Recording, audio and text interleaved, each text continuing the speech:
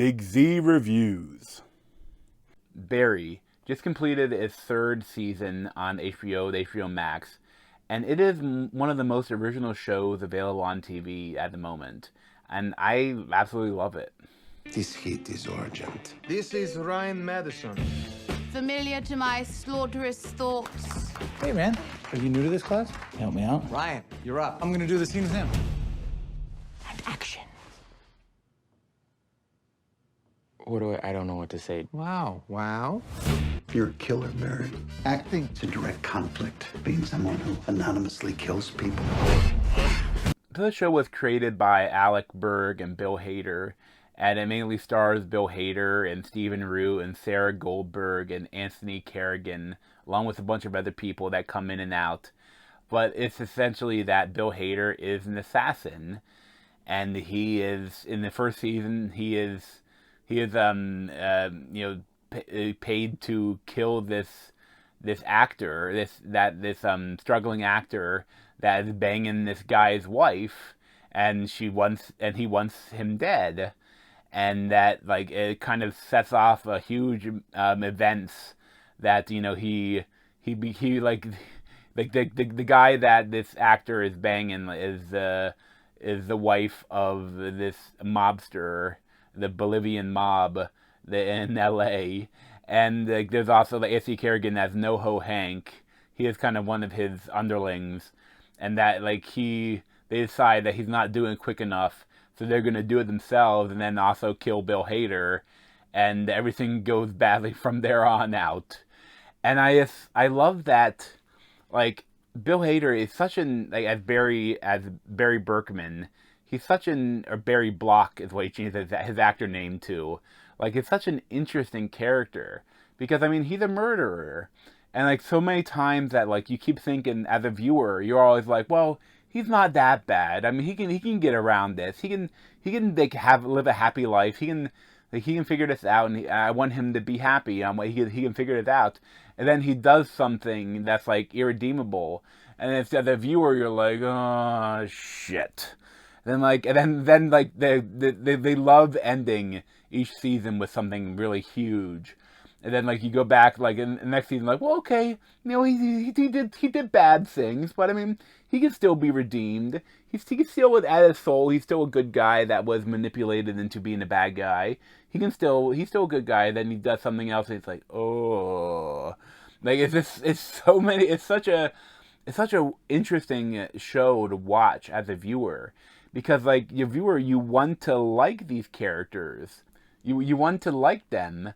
But then he'll have to, if he wants to survive, he has to kill some of the other characters once they figure shit out.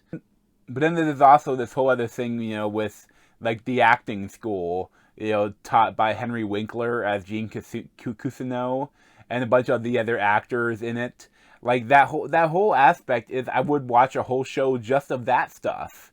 And Sarah Goldberg, Sally Reed is Bill Hader's girlfriend that he meets at the acting school, and there's that's what's so interesting about it. There's all this really funny stuff and really goofy acting stuff. But also too later on they use this in the newest season, they really use the acting school. One of the characters gets a good job for a streaming service, and the stuff they do with it is they definitely, different actors and different writers talking about experiences that they've had with the algorithm, and how it launched and no one watched it the first day, so they canceled it, stuff like that, how the world of acting in Hollywood works now. There's definitely a lot of inspiration and talking about it. It's so interesting. That's the creators and writers of this show is so on point.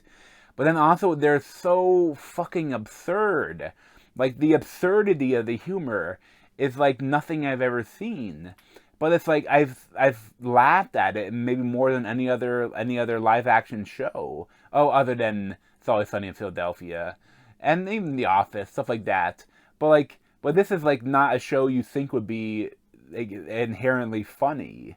And the parts that you laugh at aren't inherently funny. But they're so original.